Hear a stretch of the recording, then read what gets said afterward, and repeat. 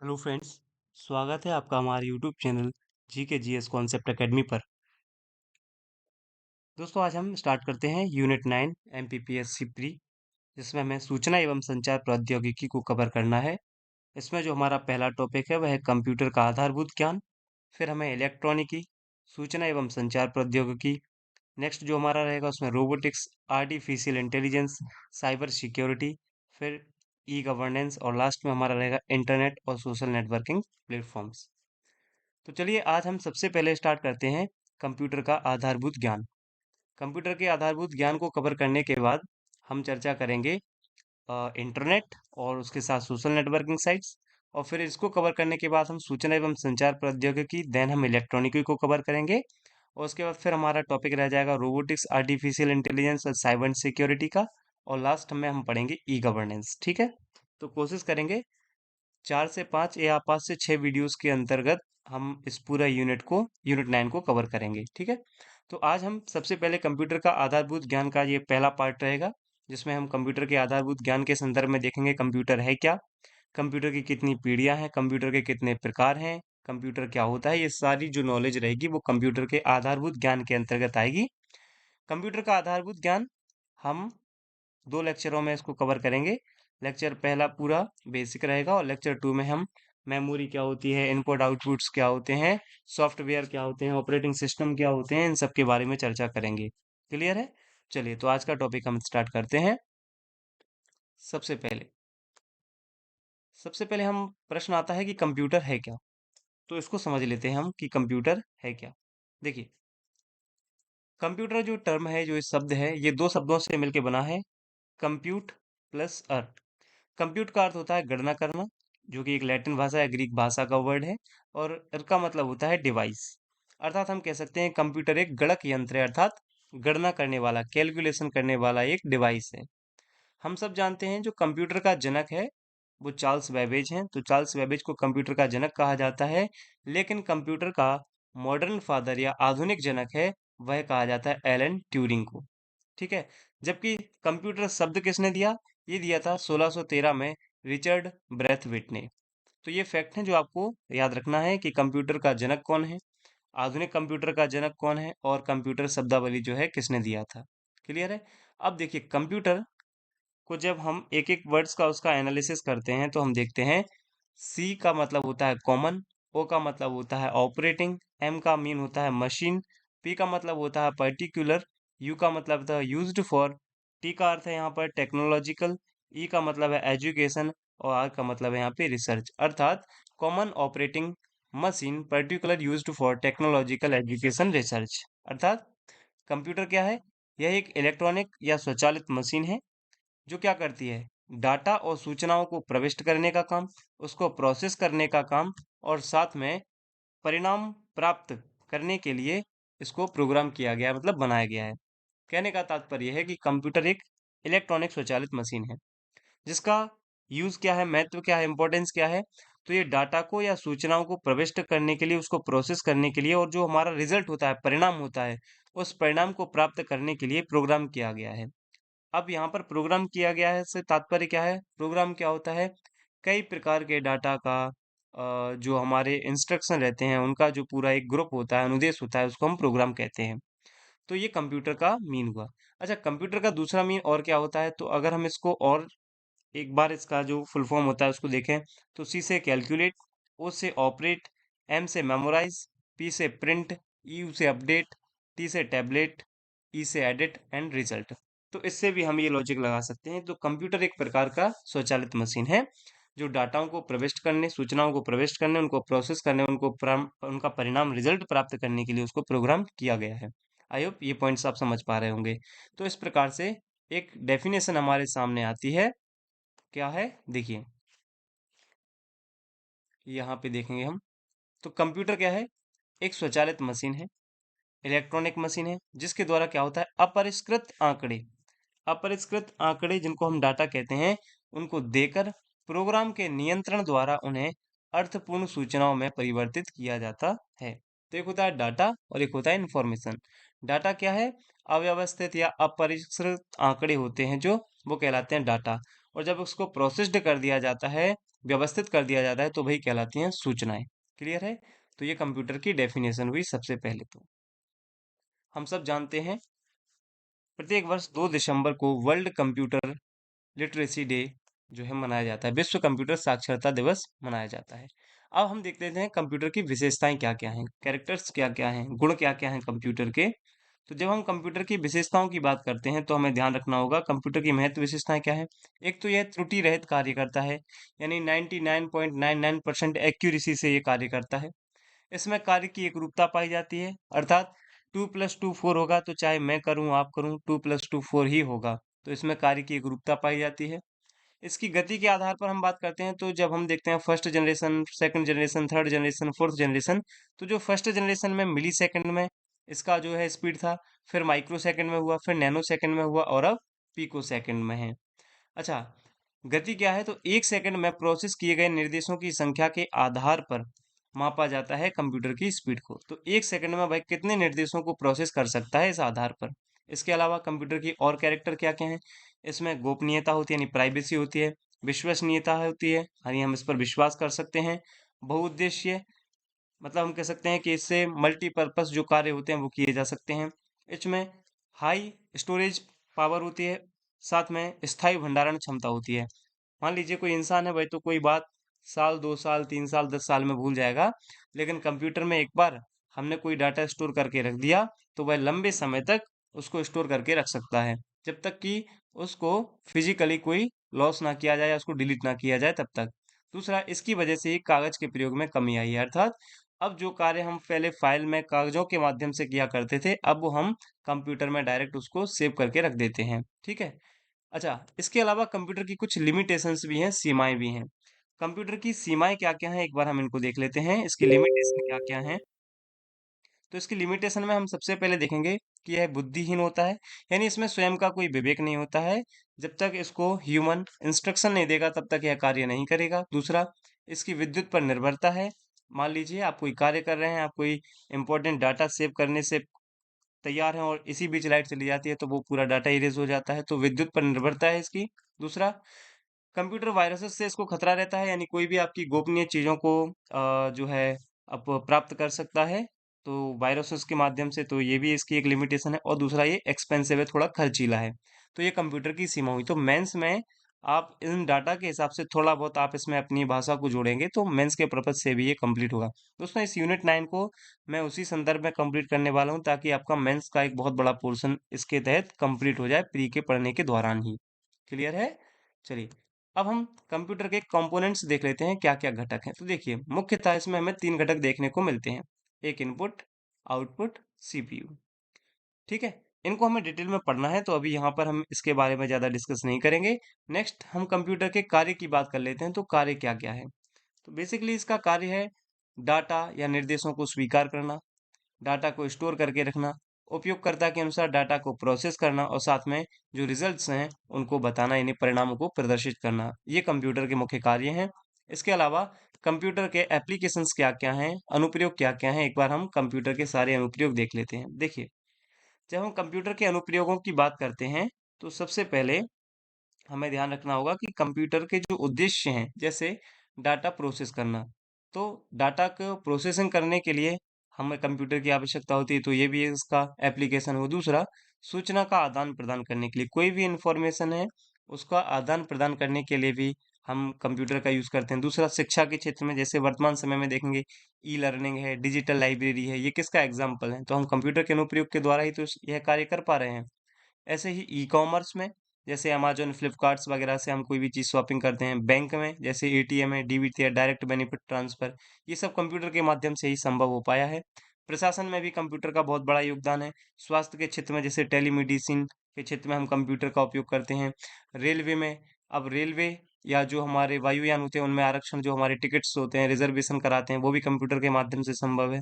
ऐसे ही रक्षा विभाग में और संचार क्षेत्र में, तो ये सारे कंप्यूटर्स के लगभग अनुप्रयोग हैं। तो कभी भी आपसे मेंस में लिखने के लिए आ जाता है कि कंप्यूटर के अनुप्रयोग को डिफाइन करें 7 मार्कर में, तो आप इस प्रकार से ये पॉइंट्स पुट आउट कर सकते हो। तो ये हमने देखा कंप्यूटर के अनुप्रयोग, कंप्यूटर क्या होता है, कंप्यूटर की सीमाएं क्या क्या हैं, कंप्यूटर के घटक क्या हैं, कंप्यूटर का फुल फॉर्म क्या है, साथ में कंप्यूटर का जनक कौन है, आधुनिक जनक कौन है, कंप्यूटर शब्द किसने दिया, ये सारे फैक्ट्स हमारे स्लाइड में कवर हुए। अब नेक्स्ट हम आगे बात करते हैं। सबसे पहले कंप्यूटर का उद्भव एवं विकास हम एक बार देख लेते हैं कि कंप्यूटर जो है अस्तित्व में कैसे आया। देखिए, जब हम कंप्यूटर के उद्भव एवं विकास की बात करते हैं तो हमें देखना होगा स्टार्टिंग से। सबसे पहले अबेकस का निर्माण हुआ। यह सबसे प्राचीन कंप्यूटर माना जाता है अबेकस, जिसका निर्माण बेबीलोन चाइना में हुआ था, जो चीनी सभ्यता है, जिसका विकास किया था लीकाई चेन ने, और इसका उपयोग होता था जोड़ने घटाने में। तो अबेकस सबसे पुराना कंप्यूटर माना जाता है विश्व का। उसके बाद नेपियर बोन्स आया। नेपियर बोन्स का जो फॉर्मेशन है वो जॉन नेपियर ने इसकी निर्माण किया 1617 में। दूसरा, जानवरों की हड्डियों से इसका निर्माण किया गया। इसमें आयताकार पट्टियां होती थीं जिसका उपयोग भी जोड़ने घटाने में किया जाता था। तो फिर नेपियर बोन्स आया। नेपियर बोन्स के बाद हम आगे बढ़ते हैं तो स्लाइड रूल आता है, जिसका विलियम ऑर्ट्रेड ने इसका निर्माण किया था 1620 में। ऐसे ही फिर हम और आगे बढ़ते हैं तो पास्कलाइन आता है। पास्कलाइन की अगर हम बात करेंगे तो इसका जो है निर्माण किया था ब्लेज पास्कल ने 1642 1642 में। यह पहला यांत्रिक गणना यंत्र है। फर्स्ट मैकेनिकल कैलकुलेटिंग मशीन है, ये पहला यांत्रिक गणना यंत्र था। जैसे, और ये ओडोमीटर और घड़ी के सिद्धांत पर कार्य करता था, ये याद रखना है, इंपॉर्टेंट पॉइंट है। और ये केवल जोड़ घटाने का कार्य करता था, इसलिए इसको एडिंग मशीन भी कहा जाता था। तो पास्कलाइन के बारे में क्या क्या याद रखेंगे? पास्कलाइन का निर्माण ब्लेज पास्कल ने किया 1642 में किया। यह एक यांत्रिक गणना यंत्र है, ऑडोमीटर और घड़ी के सिद्धांत पर कार्य करता है, केवल जोड़ घटाने का यह कार्य करता है। तो देखिए, सबसे पहले अबेकस आया, अबेकस के बाद नेपियर बोन्स, नेपियर बोन्स के बाद स्लाइड रूल, और स्लाइड रूल के बाद पास्कलाइन। अब हम पास्कलाइन से आगे बढ़ते हैं तो जैकार्डस लूम आता है। जैकार्डस लूम क्या है, इसको देखिए। मैरी जैकार्ड ने इसका निर्माण किया है 1801 में।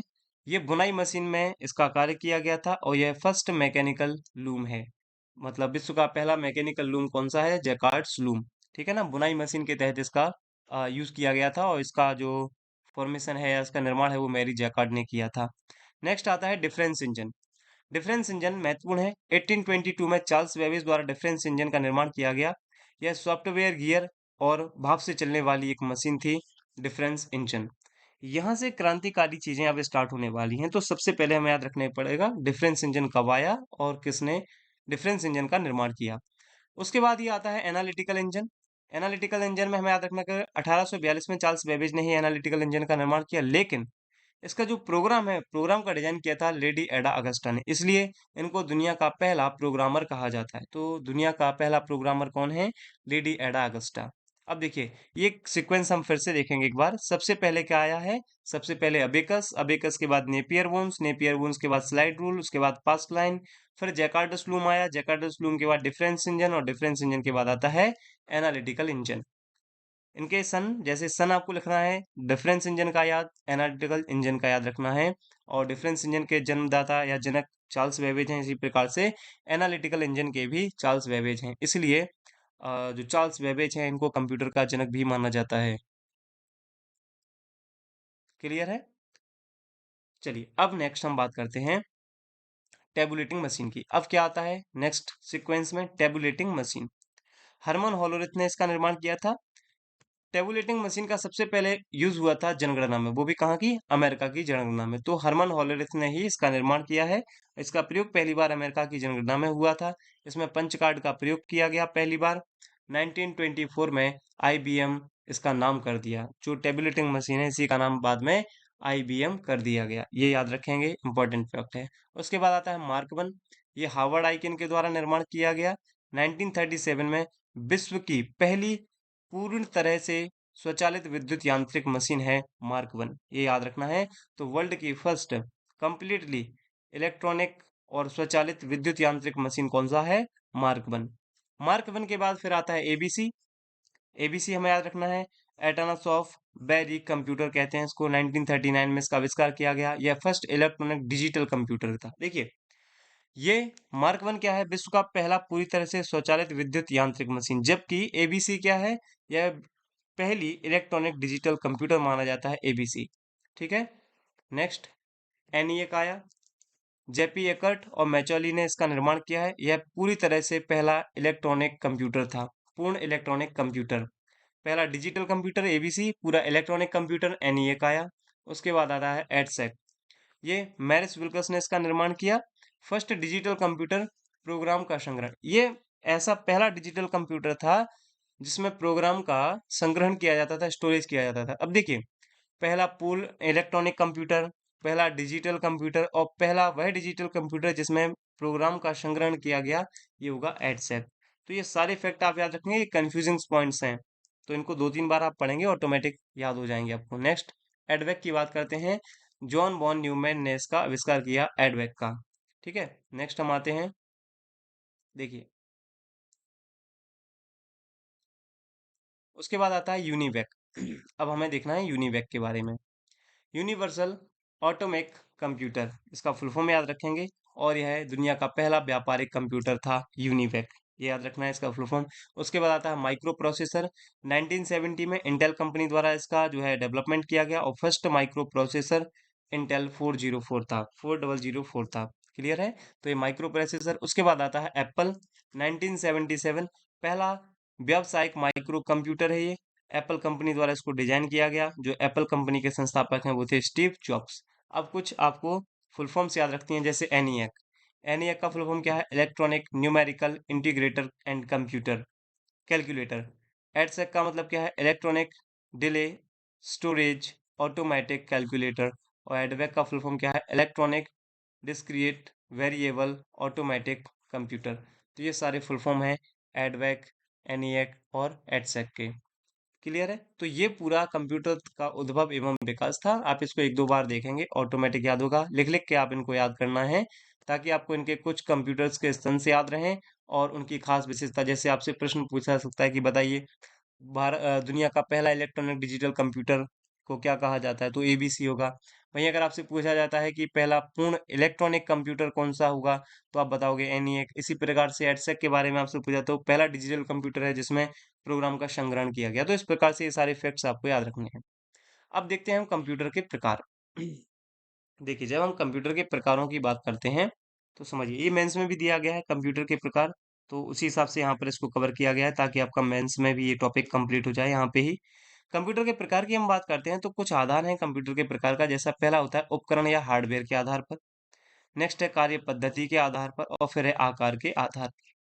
जब हम उपकरण के आधार पर बात करते हैं कंप्यूटर के प्रकारों की, तो यहाँ पे ध्यान देना होगा। यहाँ आते हैं प्रथम पीढ़ी के, द्वितीय पीढ़ी के, तृतीय पीढ़ी के, चतुर्थ पीढ़ी के और पांच।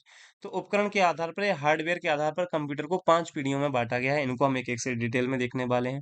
कार्य पद्धति के आधार पर अगर हम वहीं पे बात करते हैं, तो कार्य पद्धति के आधार पर एनालॉग कंप्यूटर, डिजिटल कंप्यूटर और हाइब्रिड कंप्यूटर है।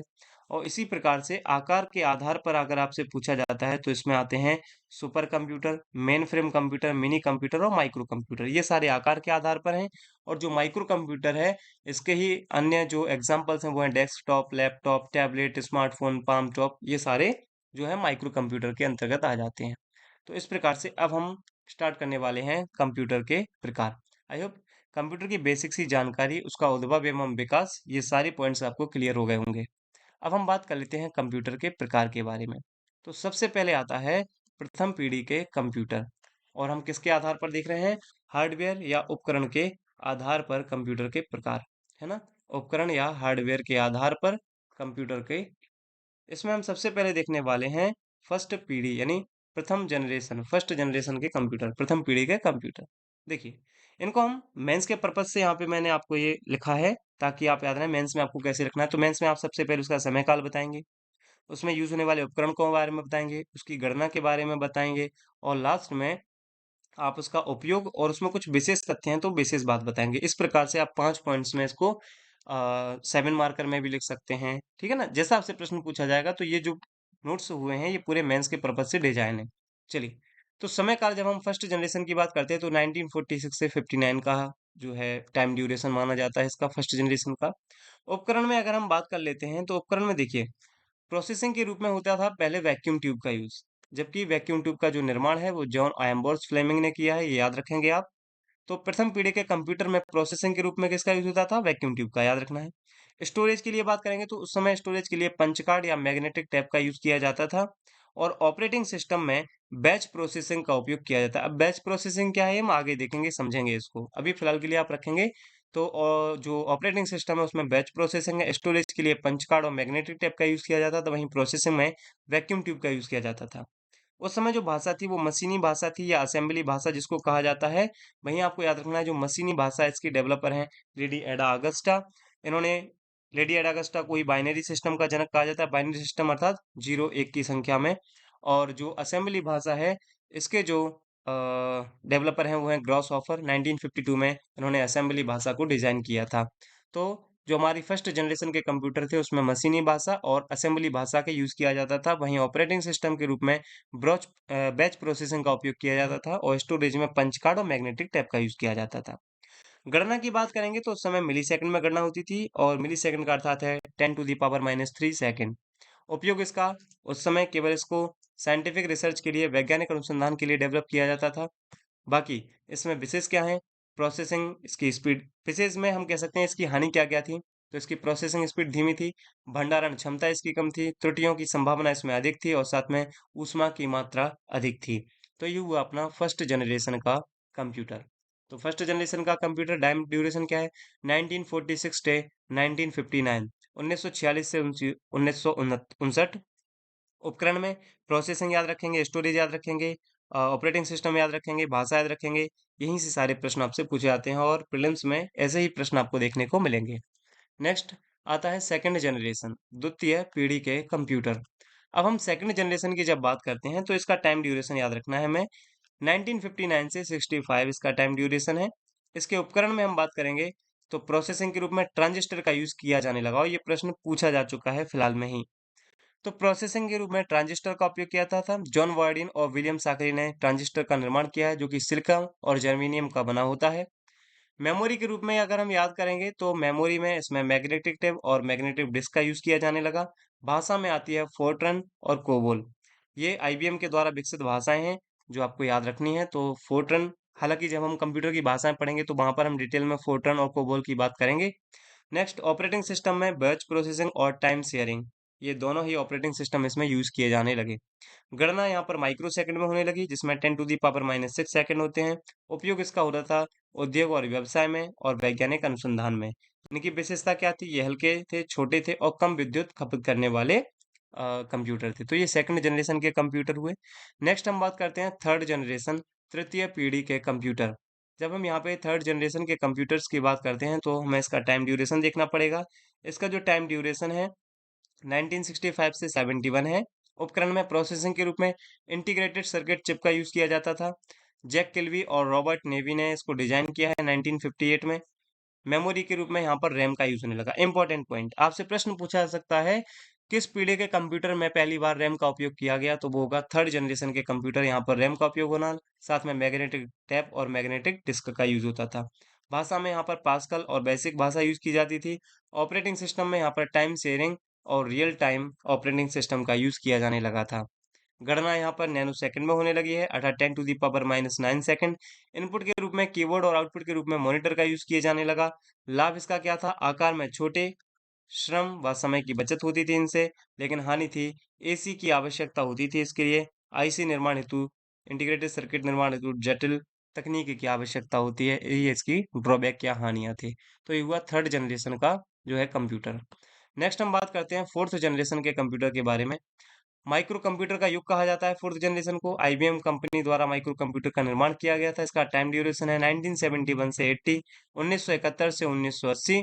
इसकी गणना पिको सेकंड में होने लगी 10⁻⁻12 सेकंड। उपकरण के रूप में हम देखेंगे तो प्रोसेसिंग में माइक्रो प्रोसेसर का यूज होने लगा। एमी हॉफ को माइक्रो प्रोसेसर का जनक माना जाता है। 1971 में इन्होंने माइक्रो प्रोसेसर का निर्माण किया जिसमें एलएसआई और वीएलएसआई यूज होता था। लार्ज स्केल इंटीग्रेशन या वेरी लार्ज स्केल इंटीग्रेशन का यूज होने लगा माइक्रो प्रोसेसर में। मेमोरी के रूप में यहाँ पर सेमीकंडक्टर का यूज होने लगा। ऑपरेटिंग सिस्टम में एमएस डॉस, विंडो, मैक ये सारे यूज होने लगे। जबकि भाषा में यहाँ पर आ गई थी C एंड C++ भाषा। विशेष क्या है, इंटरनेट का विकास इस काल में प्रारंभ यानी इनिशियल स्टेज में था इंटरनेट। साथ में मल्टीटास्किंग का विकास हुआ, लैन, वैन, वाइड एरिया नेटवर्क, लैन एरिया नेटवर्क का विकास हुआ और साथ में यहाँ पर ग्राफिकल यूजर इंटरफेस का यूज किया जाने लगा कि मतलब ग्राफिक आते थे, ग्राफिक क्लिक कर जैसे गैलरी का ग्राफिक अलग होगा, फोन कॉल का ग्राफिक अलग होता है जो हमारे मोबाइल में, तो उसको बोलते हैं जीयूआई। तो जीयूआई का विकास भी कब हुआ? फोर्थ जनरेशन के कंप्यूटर में। और लास्ट हमारा आता है फिफ्थ जनरेशन के कंप्यूटर, यानी पांचवी पीढ़ी के कंप्यूटर। पांचवी पीढ़ी के कंप्यूटर का जो निर्माण हुआ है वो जापान से शुरू हुआ है, याद रखना है। समय काल इसका 1981 से वर्तमान समय तक है। उपकरण में बात करेंगे तो प्रोसेसिंग के रूप में यूएलएसआई और एसएलएसआई अर्थात ultra large scale of integration and super large scale of integration का यूज किया जाने लगा, जिसमें जो है इसकी स्पीड क्षमता बहुत ज्यादा बढ़ चुकी थी। एलएसआई और एस एल एस आई और वी एल एस आई का यूज करके ultra large scale of integration का यूज करने के बाद मेमोरी में बात याद करेंगे हम तो ऑप्टिकल डिस्क का यूज होने लगा। मैग्नेटिक बबल मेमोरी जिसमें सीडी डीवीडी ब्लू रे डिस्क इन सब का यूज होने लगा। साथ में भाषा यहाँ पर आ चुकी हैं, जावा, डॉट नेट, डॉट एएसपी, ये भाषाएं आ चुकी हैं। ऑपरेटिंग सिस्टम में पैरेलल प्रोसेसिंग होने लगी है। मतलब कंप्यूटर की गति तीव्र करने के लिए क्या होता था, एक प्रोसेसर दूसरा प्रोसेसर ये पैरेलल सिस्टम में इनको कनेक्ट किए जाते थे ताकि कंप्यूटर की स्पीड बहुत तेज हो सके। ठीक है, तो ये फिफ्थ जनरेशन की कुछ विशेषताएं हैं। अब हम विशेषताओं में देखते हैं तो आर्टिफिशियल इंटेलिजेंस, सुपर कंप्यूटर का युग यही दौर है। सीडी डीवीडी ब्लू रे डिस्क का विकास हुआ, डब्ल्यू डब्ल्यू डब्ल्यू का विकास हुआ इसी काल में, इंटरनेट का विकास हुआ, ईमेल का विकास हुआ, पोर्टेबल पीसी और डेस्कटॉप पीसी का भी इसी काल में विकास हुआ। तो ये फिफ्थ जनरेशन हुआ हमारा। ये हमने किसके आधार पर देखे, तो ये आप बताएंगे। ये हमने देखे हैं उपकरण या हार्डवेयर के आधार पर। अब हम बात करते हैं कार्य पद्धति के आधार पर। देखिए, जब हम कार्य पद्धति के आधार पर बात करते हैं तो कंप्यूटर मुख्यतः तीन प्रकार के होते हैं: analogue, digital and hybrid computer. सबसे पहले हम बात करते हैं एनालॉग कंप्यूटर की। देखिए, एनालॉग कंप्यूटर में आपको याद रखना पड़ेगा कि भौतिक राशियों का निरूपण और प्रदर्शन करने वाली राशियां जो हैं वो एनालॉग के रूप में यूज होती हैं, है ना? तो और ये एनालॉग सिग्नल पर कार्य करती हैं, लगातार परिवर्तित होने वाली राशि होती हैं ये। बेसिकली इनका यूज होता है जैसे साधारण घड़ी आप देखेंगे, वोल्टमीटर देखेंगे, स्पीडोमीटर देखेंगे, तो जो गाड़ी में स्पीडोमीटर लगा रहता है आप देखेंगे 20 की स्पीड, 30 की स्पीड, तो लगातार परिवर्तित होती रहती है ऐसी क्वांटिटी। और साथ में थर्मामीटर, भूकंप मापी है, तो इन सब में एनालॉग कंप्यूटर का यूज किया जाता था। दूसरा है डिजिटल कंप्यूटर। ये डिजिटल सिग्नलों पर आधारित होता है। बाइनरी अंक प्रयुक्त करता है, 0 1 ये वाले अंक, और आंकड़ों को इलेक्ट्रॉनिक पल्स के रूप में ये निरूपित करता था। इसके एग्जांपल्स हैं smartphone, laptop, tablet, PC, calculator, ये सब डिजिटल कंप्यूटर के जो है एग्जांपल्स हैं। अब आता है हाइब्रिड। हाइब्रिड ऐसा कंप्यूटर है इसमें डिजिटल और एनालॉग दोनों के ही गुण मिक्स हों। विशेष कार्य हेतु इसको डिजाइन किया गया। इनपुट आउटपुट में एनालॉग सिग्नल का यूज किया जाता है, जबकि प्रोसेसिंग और गणना करने में डिजिटल सिग्नल का यूज किया जाता है हाइब्रिड कंप्यूटर में। जैसे ट्रैफिक कंट्रोल करना, अल्ट्रासाउंड मशीन, इन सब में यूज होता है हाइब्रिड कंप्यूटर का। तो ये किसके आधार पर हुए? कार्य पद्धति के आधार पर। अब हम देख लेते हैं आकार के आधार पर, इंपॉर्टेंट और लास्ट। आकार के आधार पर जब हम कंप्यूटरों के प्रकार की बात करते हैं तो सबसे पहले बात आती है सुपर कंप्यूटर की। जब हम सुपर कंप्यूटर की बात करते हैं तो यहाँ पे हमें याद रखना पड़ेगा, सुपर कंप्यूटर सबसे ज्यादा उच्च क्षमता वाले हजारों प्रोसेसरों को जब समानांतर क्रम में जोड़ देते हैं तो सुपर कंप्यूटर का निर्माण होता है। क्या है? जब हाई कैपेसिटी वाले उच्च क्षमता वाले हजारों प्रोसेसरों को पैरेलल सिस्टम में समानांतर क्रम में जोड़ दिया जाता है तो सुपर कंप्यूटर का निर्माण होता है। अर्थात मल्टी प्रोसेसिंग और पैरेलल प्रोसेसिंग पर यह कार्य करता है। अत्यधिक तीव्र प्रोसेसिंग शक्ति है इसकी और विशाल भंडारण क्षमता सुपर कंप्यूटर्स की होती है। इसलिए हम सब देखते हैं स्पेस के क्षेत्र में, अंतरिक्ष के क्षेत्र में जो कंट्रोल और कोऑर्डिनेशन का काम होता है वो सुपर कंप्यूटर के द्वारा ही किया जाता है। अनेक उपयोगकर्ता एक साथ इसमें कार्य कर सकते हैं, तो हम कह सकते हैं इसको मल्टी यूजर कंप्यूटर भी कहा जाता है। किसको? सुपर कंप्यूटर को। नेक्स्ट हम सुपर कंप्यूटर में और क्या पॉइंट्स याद रख सकते हैं, तो देखिए, सबसे पहले हम बात करते हैं सुपर कंप्यूटर के हिस्ट्री की। इतिहास क्या है सुपर कंप्यूटर का? देखिए, जब हम हिस्ट्री की बात करते हैं तो हमें याद रखने पड़ेगा, पहले हम वर्ल्ड के परिप्रेक्ष्य में देखेंगे और फिर हम इंडिया के परिप्रेक्ष्य में देखते हैं। वर्ल्ड के परिप्रेक्ष्य में जब हम बात करते हैं तो देखिए, सबसे पहले जो सुपर कंप्यूटर बना विश्व में वो था क्रे फर्स्ट। विश्व का पहला सुपर कंप्यूटर था, 1964 में इसको डिजाइन किया गया। इसको साइमर क्रे द्वारा डेवलप किया गया था, जो कि क्रे रिसर्च कंपनी जो कि अमेरिका में स्थित है इसके फाउंडर हैं, और इन्हीं को सुपर कंप्यूटर का जनक कहा जाता है। बस इतना ही फैक्ट आपको याद रखना है। क्या? विश्व में सबसे पहले बनने वाला सुपर कंप्यूटर था क्रे फर्स्ट। किसके द्वारा इसको डिजाइन किया गया, डेवलप किया गया? तो साइमर क्रे के द्वारा 1964 में। क्रे रिसर्च कंपनी थी जो अमेरिका में स्थित है, जिसके जो फाउंडर हैं वो सेमर क्रे ही हैं। इनके द्वारा ही सुपर कंप्यूटर को निर्माण किया गया, इसलिए इनको सुपर कंप्यूटर का जनक कहा जाता है। क्लियर है? अब हम इंडिया के परिप्रेक्ष्य में इसकी बात कर लेते हैं। तो देखिए, जब हम भारत के संदर्भ में बात करते हैं, तो जो हमारी नेशनल एरोनॉटिकल लेबोरेटरी है बेंगलुरु में, इसने 1986 में एक परियोजना स्टार्ट की सुपर कंप्यूटर के लिए। क्योंकि हम जब सुपर कंप्यूटर के लिए अमेरिका के पास जाते हैं, तो अमेरिका हमें सुपर कंप्यूटर देने से मना कर देता है। तो अब इंडिया सोचता है कि हम स्वयं का सुपर कंप्यूटर डेवलप करेंगे।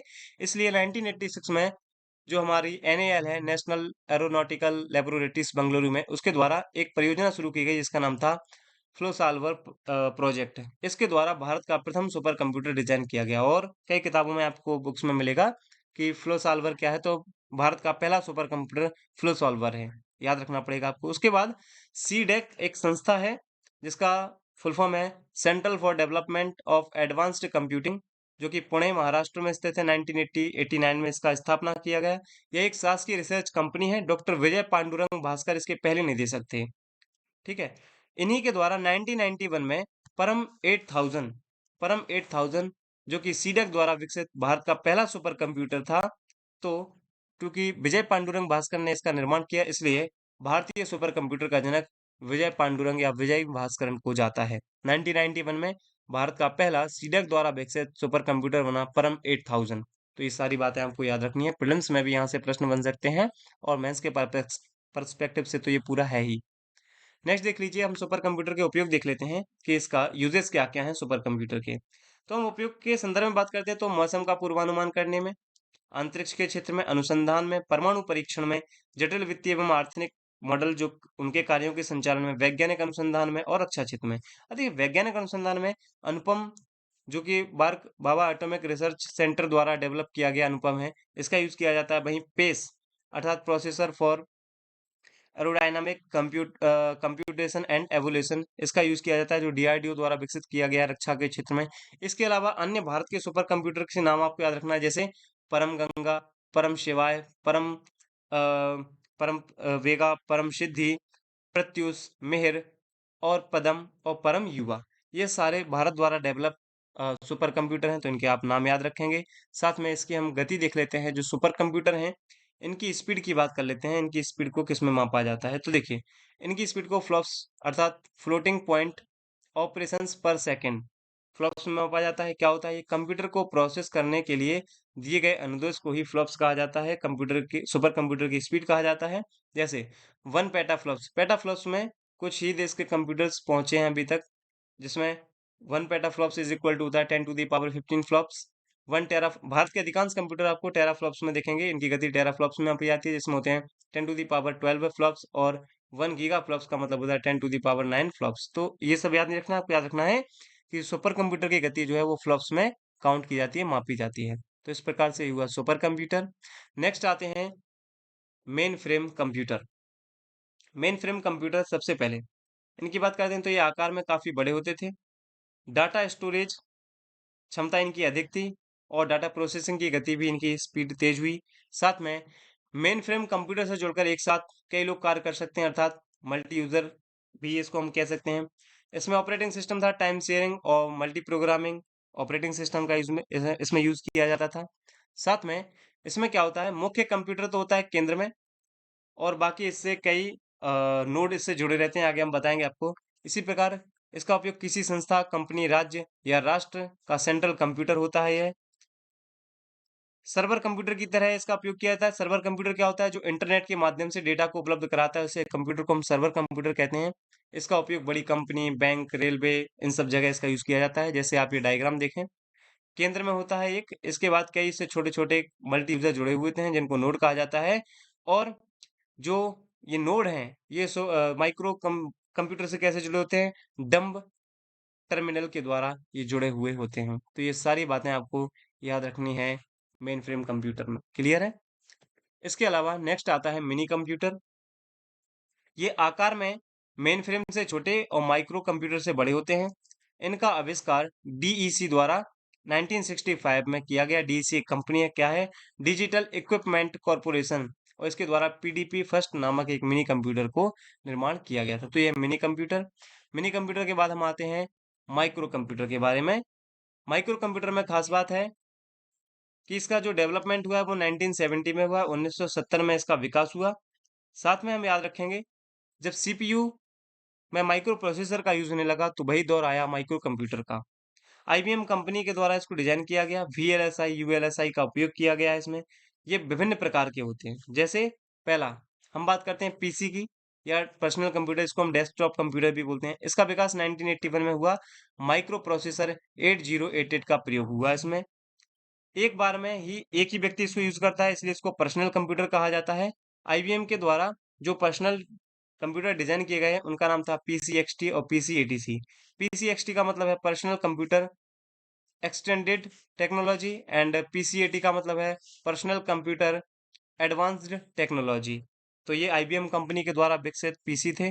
इसके अलावा अब बाकी जितने भी आप पीसी याद रख सकते हो, जैसे आगे एप्पल कंपनी के द्वारा भी कई प्रकार के पीसी का निर्माण किया गया। तो बहुत सी कंपनियां हैं जो पीसी या डेस्कटॉप कंप्यूटर को डिजाइन करती हैं। हालांकि हमें ये सब याद नहीं रखना है, हमें केवल इतना याद रखना है कि माइक्रो प्रोसेसर 8088 का प्रयोग करके पहली बार पीसी का डिजाइन किया गया। ठीक है, आईबीएम कंपनी के द्वारा इसका डिजाइन किया गया था। नेक्स्ट, नोटबुक या लैपटॉप। अब देखिए नोटबुक या लैपटॉप क्या होते हैं। सबसे पहले तो उनका डेवलप किया एडम ऑसबर्न ने 1981 में। लिथियम आयन बैटरी का इसमें उपयोग होता था। नोटबुक लैपटॉप, लैप का मतलब होता है गोद, अर्थात गोद में रखकर जिसको यूज किया जा सकते हैं, इसलिए इसका नाम पड़ा लैपटॉप। फिर आता है नेटबुक। लैपटॉप का ही छोटा या लघु संस्करण कहलाता है नेटबुक। नेटबुक आप देख सकते हैं इंटरनेट के नेट से और नोटबुक के बुक से, इन दोनों का कंपाउंड रूप क्या कहलाता है, नेटबुक कहलाता है। इसके बाद हम टैबलेट की बात करेंगे। टैबलेट भी एक प्रकार का कंप्यूटर है जो कीबोर्ड और माउस रहित होता है। इसमें कीबोर्ड और माउस का उपयोग नहीं होता है। इसी के बाद पाम टॉप, जिसको हम मिनी लैपटॉप कहते हैं, हाथ में रहकर इसका यूज करते हैं। और इसके बाद है स्मार्टफोन। हालांकि ये हम आगे डिटेल में पढ़ेंगे स्मार्टफोन वगैरह के बारे में। तो इस प्रकार से हमने कंप्यूटर के आधारभूत ज्ञान के बारे में आज हमने देखा कि कंप्यूटर क्या होता है, कंप्यूटर के प्रकार क्या हैं, कंप्यूटर का फुल फॉर्म क्या है, जनक कौन है, ये सारी बातें हमने डिस्कस की इस लेक्चर में।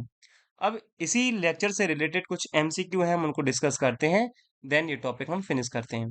देखिए पहला प्रश्न, विश्व के प्रथम सुपर कंप्यूटर का निर्माण किया गया था, और हम सब जानते हैं सीआरसी। ये क्या है? क्रे रिसर्च कंपनी के द्वारा। सीआरसी का मतलब क्या है यहाँ पे? सीआरसी का मतलब है यहाँ पे क्रे research company.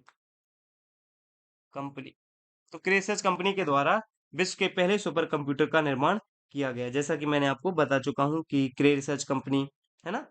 Next next question है, निम्नलिखित में से कौन सी भाभा परमाणु अनुसंधान केंद्र द्वारा विकसित सुपर कंप्यूटर है? अब देखिए भाभा परमाणु अनुसंधान के नहीं, बार्क द्वारा विकसित जो सुपर कंप्यूटर था, मैंने आपको बताया अनुपम। तो इसका जवाब क्या होगा? अनुपम। कहाँ देखा है हमने? जहां हम सुपर कंप्यूटर को देख रहे थे वहीं पे देखिए, ये रहा यहाँ पर। देखिए ये बार्क द्वारा बना गया अनुपम। ठीक है, तो नेक्स्ट क्वेश्चन अब हम देख लेते हैं। डिजिटल कंप्यूटर विकसित किया गया। अब देखिए ये पॉइंट थोड़ा अच्छा है। आप ये बताइए रूस द्वारा इसको विकसित किया गया, या ब्रिटेन द्वारा इसको विकसित किया गया, या यूएसए द्वारा इसको विकसित किया गया, या जापान द्वारा? तो हम सब जानते हैं कि यूएसए द्वारा विकसित किया गया था डिजिटल कंप्यूटर। क्लियर है। नेक्स्ट, चूंकि आईबीएम कंपनी है ना, ये अमेरिका की ही है। आईबीएम का पूरा नाम क्या है? ये इंपॉर्टेंट पॉइंट है, मैंने भी कई जगह इसका यूज किया है। तो इसका नाम है international business machine. International business machine, ये आईबीएम का फुल फॉर्म है।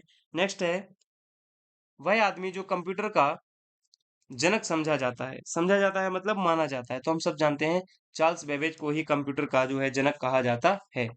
नेक्स्ट क्वेश्चन, यह क्वेश्चन है, भारत ने सुपर कंप्यूटर परम का निर्माण किया।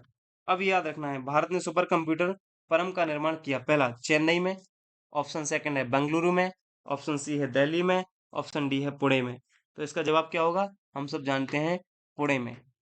पुणे में सीडेक कंपनी कहाँ पर स्थित है? पुणे में, इसलिए इसका जवाब भी होगा पुणे में। नेक्स्ट, भारत में प्रयुक्त आईसी चिप बनी होती है किसकी? सिलिकॉन की, क्रोमियम की, पर्ण की, स्वर्ण की। तो मैंने अभी बताया था आपको सिलिकॉन और जर्मेनियम की बनी होती, तो यहाँ पर जवाब होगा अपना सिलिकॉन।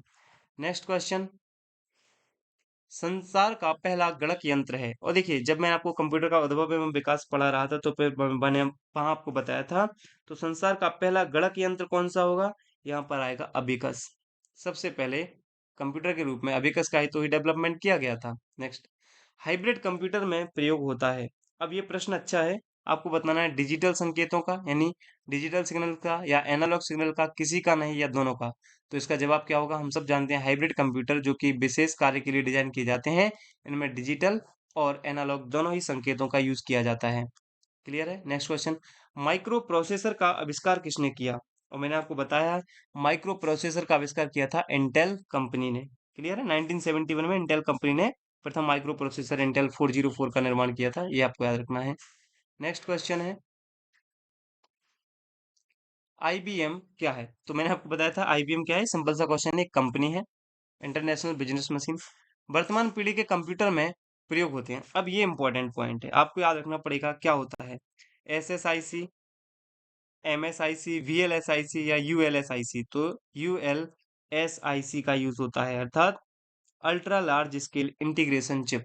इसका फुल फॉर्म क्या होगा? Ultra large scale, ultra large scale integration chip, integration chip, ये फुल फॉर्म यूज होगा, ठीक है ना? तो वर्तमान पीढ़ी के कंप्यूटर में यूएलएसआईसी का उपयोग होता है। नेक्स्ट, संसार का प्रथम प्रोग्रामर किसको माना जाता है? हम सब जानते हैं लेडी एडा अगस्टा को संसार का प्रथम प्रोग्रामर के नाम से जाना जाता है, ठीक है, जो कि एक हम कहते हैं चार्ल्स बेबेज हैं, उन्हीं की शिष्या थी ये लेडी एडा अगस्टा। नेक्स्ट हम बात करते हैं, क्वेश्चन है अगली पीढ़ी के कंप्यूटर में प्रयोग किया जाएगा। अब देखिए, ये मैंने आपको अभी नहीं बताया, हालांकि आगे हम डिस्कस करेंगे। अगली पीढ़ी का मतलब है वर्तमान में हम सब लोग आर्टिफिशियल इंटेलिजेंस पर कार्य कर रहे हैं, तो इसी को अगली पीढ़ी का कंप्यूटर कहा जाता है। तो इसमें आर्टिफिशियल इंटेलिजेंस का उपयोग किया जा रहा है। घरों और व्यक्तिगत उपयोग में आने वाली पीसी वास्तव में है क्या? तो अभी देखो, मैंने आपको डिस्कस किया था, जैसे लैपटॉप है ना, आपका स्मार्टफोन है, टैबलेट है, ये किसके अंतर्गत आते हैं? किसके अंतर्गत हमने इन सबको डिस्कस किया था? तो हम बताएंगे ये आते हैं माइक्रो कंप्यूटर के अंतर्गत। नेक्स्ट क्वेश्चन हम देख लेते हैं अब। नेक्स्ट क्वेश्चन है, द्वि आधारी पद्धति यानी बाइनरी सिस्टम का प्रयोग करने वाले कंप्यूटर को क्या कहते हैं? हम सब जानते हैं बाइनरी सिग्नल, जो हमारे डिजिटल कंप्यूटर होते हैं उसमें बाइनरी पद्धति का उपयोग किया जाता है। नेक्स्ट क्वेश्चन, कौन मस्तिष्क की कार्य प्रणाली की नकल करने वाला सबसे छोटा और सबसे तीव्र गति वाला कंप्यूटर होगा? इसका जवाब क्या होगा हमारा? तो इसमें आते हैं क्वांटम कंप्यूटर, जो अभी डेवलपिंग फेज में है, ठीक है। नेक्स्ट क्वेश्चन, कंप्यूटर की पांचवी पीढ़ी का प्रतीक क्या है? तो हम सब जानते हैं कंप्यूटर की पांचवी पीढ़ी का प्रयोग जो प्रतीक है वह है सुपर कंप्यूटर। क्लियर है? नेक्स्ट हम बात करते हैं, विश्व का प्रथम इलेक्ट्रॉनिक कंप्यूटर कौन सा है? और मैंने आपको बताया था एनिएक जो है वह विश्व का पहला इलेक्ट्रॉनिक कंप्यूटर है, एनिएक। हम सब पढ़ चुके हैं ये चीजें, तो आप लेक्चर को एक बार फिर से देखना, नोट्स बनाओ, ऑटोमेटिक ये क्वेश्चन सबसे बनने लगेंगे। नेक्स्ट है, इंटीग्रेटेड सर्किट चिप के विकास का श्रेय किसको जाता है? सिंपल सा प्रश्न है, बताइए। तो हमारे पास ऑप्शन है चार्ल्स बेबेज को, जेएस किल्वी को, रॉबर्ट नोई को या बीओसी दोनों। तो जेएस किल्वी और रॉबर्ट नोई दोनों को जाता है, इसलिए इसका जवाब होगा डी, बी एवं सी दोनों को जाता है इंटीग्रेटेड सर्किट चिप के डिजाइन करने का। नेक्स्ट है, निम्नलिखित में से कौन भारत में विकसित सुपर कंप्यूटर नहीं है? अब देखिए, परम हमने पढ़ा है, बिल्कुल है। अनुपम हमने पढ़ा था, ये भी बार्क द्वारा विकसित था। उसके बाद पेस हमने पढ़ा, बिल्कुल था, डीआरडीओ द्वारा रक्षा के क्षेत्र में उपयोग किया जाता था। अब बचा क्या है? विप्रो, ये नहीं है। तो हमारा जवाब क्या होगा? जवाब होगा विप्रो ही, ठीक है, ये हमारा जवाब हो जाएगा, डी वाला ऑप्शन। नेक्स्ट क्वेश्चन हम डिस्कस करते हैं। देखिए, भारत में सिलिकॉन वैली स्थित है। अब ये फैक्ट के रूप में भी हो जाएगा, आप इसको अलग से नोट डाउन करेंगे। हम सब जानते हैं भारत में सिलिकॉन वैली स्थित है बेंगलुरु में। क्यों स्थित है? हम सब जानते हैं इलेक्ट्रॉनिक उपकरणों के निर्माण में सिलिकॉन का जो है यूज किया जाता है। और इलेक्ट्रॉनिक उद्योग में अग्रणी शहर अगर हम बात करेंगे तो सिलिकॉन वैली जो है वो बेंगलुरु में स्थित है, क्योंकि बेंगलुरु में सबसे ज्यादा औद्योगिक उपकरण के रूप में सिलिकॉन का यूज जो है निर्माण किया जाता है। नेक्स्ट है सी डैक। सी डैक का संबंध है किससे? कंप्यूटर से, टीवी से, टेलीमैटिक्स से, या इनमें से कोई नहीं? तो हम सब जानते हैं सी डैक कंप्यूटर से संबंधित है।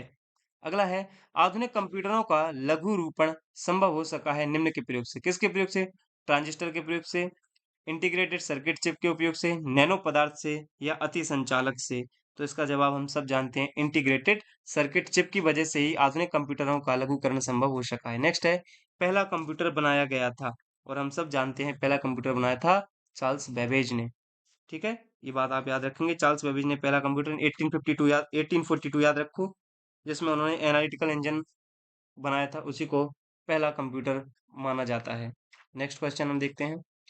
आईसी चिपों का जो निर्माण है वह किया जाता है। अब इसके ऑप्शंस ये रहे, फाइबर से, सेमीकंडक्टर से, प्लास्टिक से, या इनमें से कोई नहीं। तो हम सब जानते हैं सेमीकंडक्टर, इनसे आईसी चिपों का निर्माण किया था। इलेक्ट्रॉनिक कंप्यूटर का आविष्कार किया था। इलेक्ट्रॉनिक कंप्यूटर का आविष्कार किसने किया था? तो इसका जवाब होगा Marconi, Alan M Turing, Alexander Graham Bell और चार्ल्स बेबेज। तो दोस्तों देखिए, हालांकि इन चारों ऑप्शन में से कोई भी ऑप्शन सही नहीं है यहाँ पे, ये क्वेश्चन के अनुसार, क्योंकि 1939 में जॉन एटॉनसॉफ और किल्सबरी ने संसार का पहला इलेक्ट्रॉनिक डिजिटल कंप्यूटर जो है डेवलप किया था, जिसका नाम था एबीसी। तो यहाँ तो ये ऑप्शन सही नहीं है, इस क्वेश्चन को स्किप करेंगे हम। नेक्स्ट, भारत में विकसित परम सुपर कंप्यूटर का विकास किस संस्थान ने किया? हम सब जानते हैं परम सुपर कंप्यूटर का जो निर्माण है वो किया है सीडेक ने। ठीक है, नेक्स्ट क्वेश्चन, भारत में बना सुपर कंप्यूटर फ्लो सॉल्वर विकसित व डिजाइन किया गया था, इंपॉर्टेंट पॉइंट है, और इसका जवाब भी क्या होगा हमारा? बंगलुरु नाल फ्लो सॉल्वर के द्वारा। ठीक है, नेक्स्ट है, वाणिज्यिक उपयोग के लिए उपलब्ध कराया गया पहला कंप्यूटर था। वाणिज्यिक उपयोग यानी कॉमर्शियली सबसे पहले कौन सा कंप्यूटर उपयोग किया गया था, ये याद रखना है आपको। बताइए इसका जवाब क्या होगा? तो इसका होगा मैनिएक, एनिएक, एडवैक या यूनिवैक। तो इसका जवाब होना चाहिए यूनिवैक। भारतीय सुपर कंप्यूटर का नाम है शुभम, SX2, परम या बीबीसी माइक्रो। ये वाला प्रश्न जरा देखिए और बताइए इसका क्या हो सकता है। तो भारतीय सुपर कंप्यूटर का नाम है परम। क्लियर है? चलिए, नेक्स्ट क्वेश्चन है, निम्नलिखित कथनों पर विचार कीजिए। पहला कथन है, एडम आसबर्न ने प्रथम सुबाह अभिकलित विकसित किया, यानी फर्स्ट पोर्टेबल कंप्यूटर विकसित किया। नेक्स्ट है, इयान विल्मुट ने पृथक कृतंक भीड़ फर्स्ट क्रोन्ड शिप की उत्पत्ति की। इसके आधार पर ये हैं आपके क्वेश्चन, केवल ए, केवल एक, केवल दो, एक और दो दोनों, या इनमें से कोई नहीं। तो इसमें जवाब होगा हमारा एक और दो दोनों। नेक्स्ट है, पहले इलेक्ट्रॉनिक अंकीय कंप्यूटर, इलेक्ट्रॉनिक डिजिटल कंप्यूटर में क्या था? पहले इलेक्ट्रॉनिक ट्रांजिस्टर, वॉल्व, कोड स्मृति या अर्धचालक स्मृति, यह याद रखना है। तो इसका जवाब होगा वॉल्व। नेक्स्ट, विशेष रूप से डिजाइन किए गए कंप्यूटर चिप जो किसी अन्य डिवाइस के अंदर रहते हैं कहलाते हैं, क्या कहलाते हैं?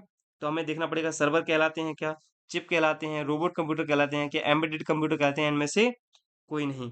तो इसका जवाब होगा हमारा एम्बेडेड कंप्यूटर। विशेष रूप से डिजाइन किए गए वो कंप्यूटर चिप जो किसी अन्य डिवाइस के अंदर रहते हैं उनको बोलते हैं एम्बेडेड कंप्यूटर। निम्नलिखित में से कौन सबसे बड़ा, सबसे तेज और सबसे महंगा कंप्यूटर है? Personal computer, super computer, laptop या नोटबुक। तो हम सब जानते हैं सुपर कंप्यूटर सबसे ज्यादा एक्सपेंसिव है। नेक्स्ट है, एक छोटे सिलिकॉन चिप पर ट्रांजिस्टर और अन्य इलेक्ट्रॉनिक उपकरणों द्वारा बने पूर्ण इलेक्ट्रॉनिक सर्किट को क्या कहते हैं? Work station, CPU, integrated circuit chip या इनमें से मैग्नेटिक डिस्क या इनमें से कोई नहीं। तो इसका जवाब होगा इंटीग्रेटेड सर्किट चिप।